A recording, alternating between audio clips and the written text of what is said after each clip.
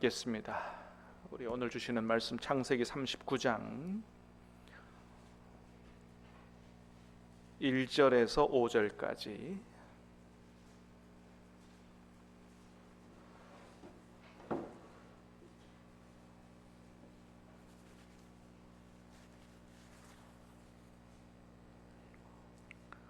창세기 39장 1절에서 5절까지 말씀을 받도록 하겠습니다.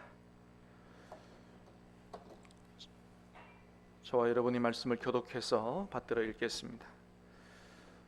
요셉이 이끌려 애굽에 내려가매 바로의 신하 친위대장 애굽 사람 보디발이 그를 그리로 데려간 이스마엘 사람의 손에서 요셉을 산이라.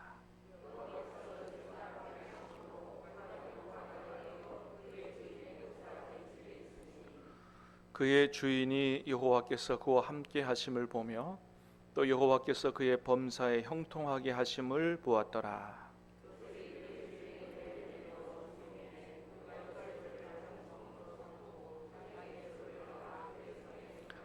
같이 읽습니다. 그가 요셉에게 자기의 집과 그의 모든 소유물을 주관하게 한 때부터 여호와께서 요셉을 위하여 그 애굽 사람의 집에 복을 내리심으로 여호와의 복이 그의 집과 밭의 모든 소유에 미친지라. 아멘. 여러분, 2022년 마지막 달 대림절을 시작하는 이때 한 주간 함께 깨어 있어 말씀 듣고 기도하게 된 것을 참으로 감사하고 기쁘게 생각합니다. 이번 특별 새벽 기도회를 늦은 비 특별 새벽 기도회다 이렇게 이름을 붙였는데요. 그 이유는 하나님께서 이스라엘 백성들에게 늦은 비의 축복을 주신 것처럼 우리에게도 정말 이 2022년 마지막 때에 늦은 비의 은총을 풍성히 부어 주시기를 사모하는 마음으로 그렇게 이름을 붙인 것입니다. 이스라엘에는 이른 비가 있고 늦은 비가 있습니다. 이른 비라고 하는 것은 이제 한 해 농사를 시작하면서 씨앗을 뿌릴 때 내리는 비가 이른 비고요. 그 다음에 늦은 비는 곡식이 이제 결실할 때 그때 내리는 비가 늦은 비인데, 그래서 이 이른 비와 늦은 비가 적당한 때에 오지 않으면 농사가 안 되는 거예요. 이른 비도 적당한 때에 내려야 씨앗이 잘 심겨진 씨앗이 이제 발화를 하게 되고, 늦은 비도 적당한 때에 적당한 양이 제대로 와야 이게 곡식이 잘 연글고 결실하게 되는 거거든요. 그래서 늦은 비가 제대로 오지 않으면 열매를 기대할 수가 없는 거예요. 그래서 곡식이 열매를 맺는데 아주 중요한 비가 어떤 비냐 하면 바로 늦은 비입니다. 그래서 하나님께서 뭐라 그러셨냐 하면 너희가 내 말을 잘 듣고 말씀에 순종하여 살면 적당한 때에 적당한 양의 늦은 비를 주어서 열매가 잘 맺을 수 있도록 그렇게 축복해 주겠다. 하나님 그렇게 말씀을 하셨습니다. 여러분, 지금이 어떤 때입니까? 정말 주님 오시기에 얼마 남지 않은 이 마지막 때에 우리가 정말 하나님께서 기뻐하시는 그런 열매를 맺어서 하나님 앞에 기쁨이 되고 영광을 돌려야 되고, 또 주님 맞을 준비를 하는 이 대림절에 우리가 정말로 주님께서 기뻐하시는 열매를 맺어가야 되는데, 그러기 위해서는 하나님의 늦은 비의 은총이 꼭 필요하다. 할렐루야. 주님의 늦은 비의 은총이 꼭 필요하다. 여러분, 하나님 원하시는 열매는 우리가 애쓰고 노력한다고 맺어지는 것이 아니고 하나님께서 은총을 베풀어 주셔야 열매가 맺혀지는 줄로 믿습니다. 그래서 간절히 바라기는 이 한 주간에 정말로 주님, 정말 주님의 다시 오심을 준비하며 기도하는 이 대림절, 이 첫째 주간 주님 앞에 드립니다. 간절히 사모하는 마음으로, 늦은 비 은총을 사모하는 마음으로 주께 나아갑니다. 하나님, 우리의 중심을 보시고 하늘 문을 여시고 충만한 은혜를 부어주셔서 정말로 우리의 영혼과 우리의 신앙과 성품과 삶이 주님 닮아가는 하나님 기뻐하시는 열매로 풍성하게 맺혀질 수 있도록 하나님 축복해 달라고 그렇게 간절히 기도할 수 있게 되기를 간절히 바랍니다. 하나님께서 우리의 중심을 보시고 정말 풍성한 은혜를 부어 주실 줄로 믿습니다. 사실은 이제까지는 전반기에만 특별 새벽 기도회를 하고 후반기에는 특별 새벽 기도회를 하지 않았어요. 근데 이번에 해야 되겠다 마음의 결정을 하고 이제 우리가 하게 됐는데, 그 이유는 지난번에도 설교 시간에 제가 말씀을 드렸던 것처럼 바로 그 말 때문입니다. 교회에는 성도들이 많은데 세상에는 성도들이 없습니다. 이 말 때문에 제가 이렇게 있어서는 안 되겠다, 그런 굳은 마음을 갖게 된 거예요. 교회에는 성도들이 많은데 목사님 세상에는 성도들이 없습니다. 사실은 저는 지금까지도 그 말에 대한 충격에서 헤어나오지 못하고 있어요. 여러분, 주님이 말씀하시기를 성도들은 교회의 빛이 아니고 세상의 빛이라고 말씀하셨어요. 너희는 세상에 나가서 빛이 되고 세상에 나가서 소금이 되어야 된다. 그게 마땅한 거다. 그렇게 말씀하셨는데, 정작 우리가 빛을 발하고 소금의 역할을 하고 살아가야 될 세상에서 성도들이 참된 크리스찬, 참된 그리스도인으로 살아가지 못하고 있다는 이 현실이 너무나 가슴 아프게 다가왔어요. 여러분, 저만 가슴 아픈 게 아니죠. 우리 한국교회 성도들을 바라보는 하나님께서는 얼마나 마음이 아프실까? 이런 현실을 보시는 하나님은 얼마나 마음이 아프실까라고 생각하니 어떨 때는 밤에 잠도 잘 안 오는 거예요. 지금 우리의 문제는 대단히 심각하구나. 정말로 마지막 때 믿는 자를 찾아보겠느냐고 말씀하신 주님의 말씀처럼 정말 이 마지막 때에 정말 하나님께서 원하시는 그런 성도들, 그런 크리스찬들, 진짜 하나님의 백성들, 바알에게 무릎 꿇지 않는 그런 7,000명의 하나님의 백성들 하나님 찾으실 때 과연 얼마나 있을까?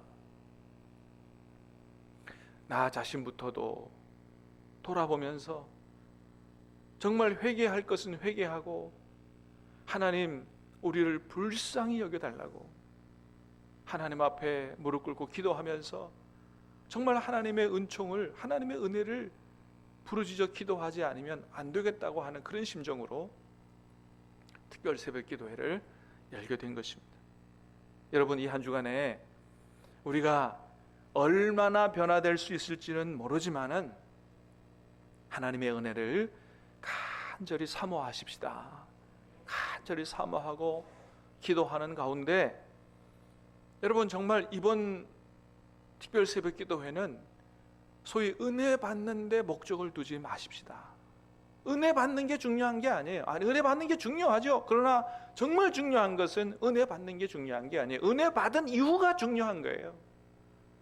은혜 받고 나서 어떻게 하나님 앞에 기쁨이 되고 어떻게 하나님께서 기뻐하시는 그런 성도의 삶으로 변화되어 살아가느냐. 여러분, 은혜 많이 받는 것보다 중요한 것은 들은 말씀을 가슴에 새기고 그 말씀에 사로잡혀서 성령에 사로잡혀서 하나님의 말씀대로 살아가는 것이 중요한 줄로 믿습니다. 하나님께서 우리에게 원하시는 것은 그거예요. 아무리 많은 말씀을 들어도 말씀대로 살지 못하면 아무 소용이 없어요.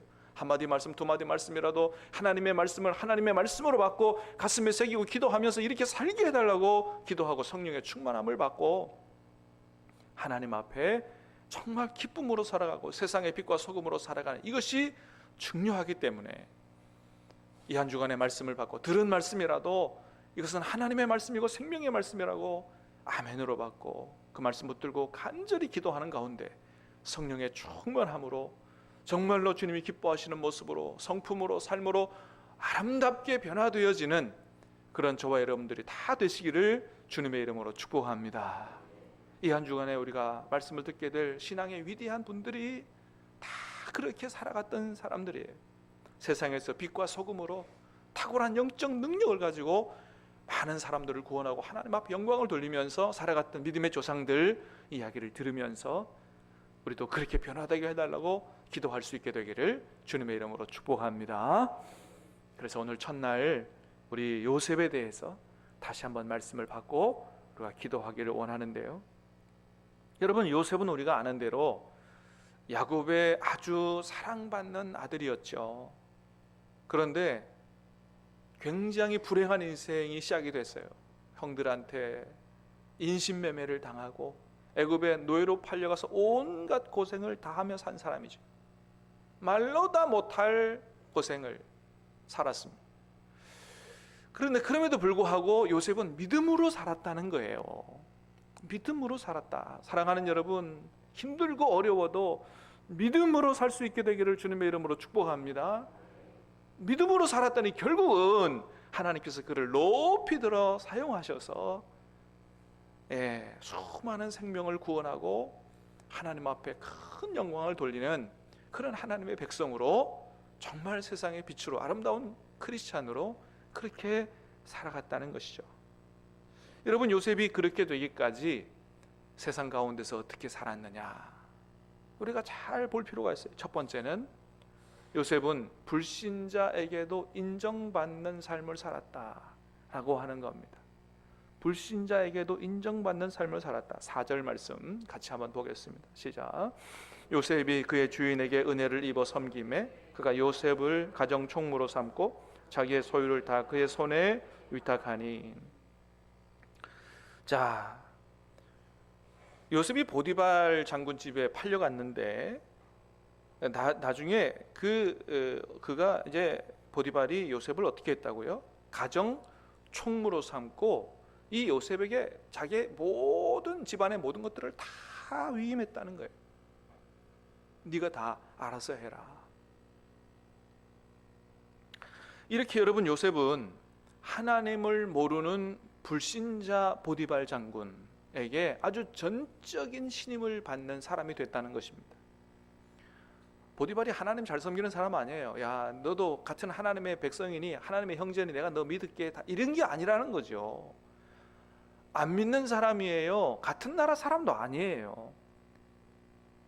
우리로 말하면 저 동남아시아에서 우리나라 돈 벌러 온 그거보다도 더 못한 신분으로 팔려간 요셉에게 보디발 장군이 모든 걸 다 위임했다는 거예요. 여러분, 요셉이 보디발 장군에게 얼마나 신임과 인정을 받았으면 이렇게 했을까요? 얼마나 신임과 인정을 받았으면. 여러분, 이건 뭘 보여주는 겁니까? 요셉이 노예로 팔려가서도 얼마나 성실하게 최선을 다해서 정직하게 살았는지를 잘 보여주는 것이죠. 여러분, 요셉이 노예로 팔려갔기 때문에 처음에 어떤 일을 했겠어요? 가정 총무 뭐 이런 거 아니죠. 노예로 팔려갔으니까 뭐 생각해봐도 뻔한 일입니다. 육체적으로 굉장히 힘든 노동했을 거고 아주 허드렛 일 같은 거 했을 겁니다. 그런데도 불구하고 여러분, 요셉이 어떻게 살았다는 걸 생각할 수 있어요? 불평하지 않았다. 원망하지 않았다. 그런 일이라도 육체적으로 힘들고 굉장히 허드렛 일이라 할지라도 아주 최선을 다해서 성실하게 살았다라고 하는 것을 생각할 수 있죠. 여러분, 그렇게 안 했으면 인정받을 수 없지요. 하나를 보면 열을 안다고. 그렇게 안 살았으면 야, 내가 모든 것들을 다 너한테 위임할게, 이렇게 안 되는 거죠. 너 지금 하는 거 보니까 별거 아니지만 야, 네가 이렇게 이걸 하냐? 너는 믿을만해. 이렇게 된 것이죠. 여러분, 그렇습니다. 우리가 정말 세상 사람들에게 있어서 정말로 내가 보니까 너는 진짜 하나님 믿는 사람이다. 너는 정말로 진짜배기 크리스찬이다. 아름다운 크리스찬으로 그렇게 인정받고 평가를 받으려면 신앙적인 열심 이전에 뭐예요? 세상에서 성실하고 정직하게 살아야 된다라고 하는 것입니다. 교회는 열심을 내는 것 같은데 세상에서, 직장에서 하는 일 보니까 영 불성실하고 부정직하고 엉망이다. 인정받을 수가 없는 것이죠. 사랑하는 여러분, 간절히 바랍니다. 여러분이 세상에서도, 여러분이 직장에서도, 안 믿는 불신자에게도, 아니면 타종교 상사에게도 여러분 주변 사람에게도 정말로 인정받는 크리스찬들 다 될 수 있게 되기를 주님의 이름으로 축복합니다. 세상 사람들에게 인정받을 수 있는 삶을 살아가야 된다고 하는 거예요.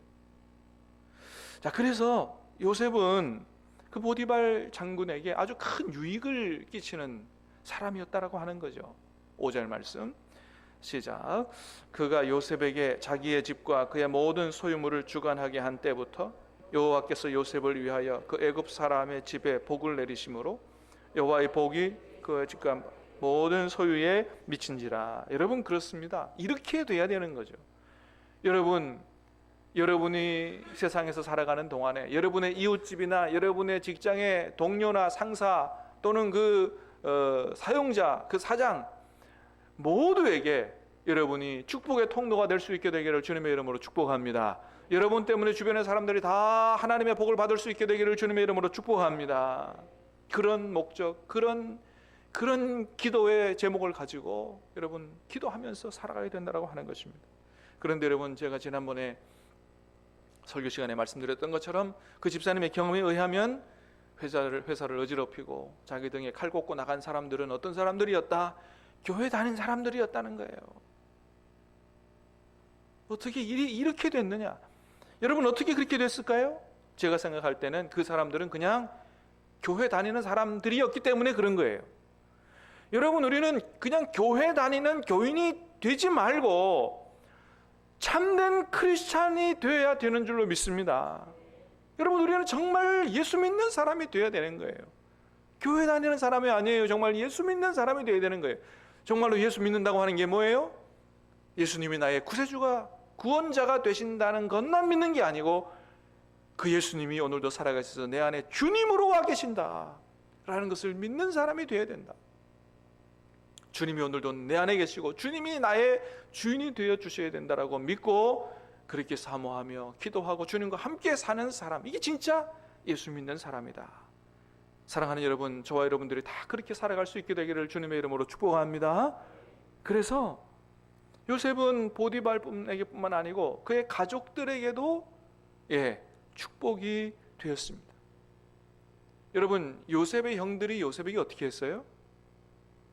그 어린 힘없는 요셉 붙잡아 놓고 미워하고 폭력을 가하고 그 다음에 돈 받고 노예로 팔아버렸다는 거죠. 여러분, 이 얼마나 원수 같은 사람들이에요. 형제가 아니죠. 원수죠. 철저히 원수죠. 그런데 요셉은 이런 형들에게 한 나라의 총리가 돼서 모든 것을 할 수 있는 그런 힘을 가지고 있었어도 그들에게 복수하지 않았다라고 하는 것입니다. 복수하지 않았다. 그들을 용서하고 형님들 가족까지 아이들까지 내가 다 책임지겠습니다 라고 하는 이런 엄청난 호의와 사랑의 삶을 살아갔다고 하는 것입니다. 여러분, 이 큰 사랑 앞에는 모든 사람이 다 무릎을 꿇을 수밖에 없는 거 아니겠어요? 사랑하는 여러분, 세상에서 악한 감정, 원한이 들고 하는 이런 감정이 드는 사람이 있을지라도 여러분 원수 갚지 마시기를 바랍니다. 여러분, 그를 위해서 기도해 줄 수 있게 되기를 바랍니다. 여러분, 주님 닮은 넓은 마음으로 용서하고 아량을 베풀고 여러분 그들에게 복이 되는 삶을 살아갈 수 있게 되기를 주님의 이름으로 축복합니다. 이런 삶을 살아갈 수 있는 사람들이 바로 진짜 크리스찬이요, 진짜 하나님의 백성들이다라고 하는 겁니다. 여러분, 요셉은 그런 삶을 살았다는 거예요. 그러면 그렇게 살 수 있었던 원인과 능력은 어디에 있느냐? 그것은 바로 하나님께서 늘 그와 함께 하셨기 때문이다. 자, 2절 말씀 다시 보겠습니다. 시작. 여호와께서 요셉과 함께 하심으로 그가 형통한 자가 되어 그의 주인 애굽 사람의 집에 있으니. 중요한 건 그거예요. 하나님께서 그와 함께 하셨다는 거예요. 자, 여러분, 그런데 더 중요한 게 있어요. 뭐냐 하면 하나님께서 요셉과 함께 해주신 것처럼 요셉도 그 하나님과 함께 살았다고 하는 것입니다. 이게 중요한 거예요. 여러분, 하나님께서 저와 여러분과 오늘도 함께 해 주실 줄로 믿습니다. 그런데 더 중요한 건 뭐예요? 그 나와 함께 하시는 하나님과 내가 함께 살아가느냐. 아무리 하나님이 나와 함께 해주신다고 해도 내가 그 하나님과 함께 살려고 하지 않으면 하나님께서 원하시는 대로 살아갈 수가 없다고 하는 것입니다. 그러나 정말로 하나님께서 내 함께 해주심을 믿고 그 놀라운 축복 속에서 날마다 주님을 기억하고 내가 주님과 함께 살려고 노력하고 그렇게 주님과 정말로 하루하루를 살아가게 된다면 하나님은 우리에게 큰 은혜와 능력으로 함께 해주실 줄로 믿습니다. 그 하나님의 은혜와 크신 은혜와 능력으로 인해서 우리가 변화되는 것이지 우리의 힘으로 그렇게 원수도 용서하고 사랑하고 살아갈 수는 없는 것입니다. 사랑하는 여러분, 큰 능력은 우리 하나님께 있는 줄로 믿습니다. 하나님 말씀하십니다. 우리는 질그릇이라 그랬어요. 우리에게는 능력이 없어요. 우리를 질그릇으로 지으시고 질그릇이라고 말씀하신 이유는 크신 능력은 하나님께 있음을 알게 하려고 하심이라 그랬습니다. 이 사실을 기억하고 날마다 우리와 함께 해주시는 그 하나님의 크신 은총과 능력을 의지하고 그 하나님과 요셉처럼 늘 함께 삶으로 말미암아 주님의 은혜와 능력으로 아름다운 열매를 맺어 세상 사람들에게는 정말로 인정과 칭찬을 받는 아름다운 크리스찬으로 하나님께 큰 영광을 돌리고 살아가는 이 시대에 참된 하나님 백성 다 되시기를 우리 주님의 이름으로 축복합니다.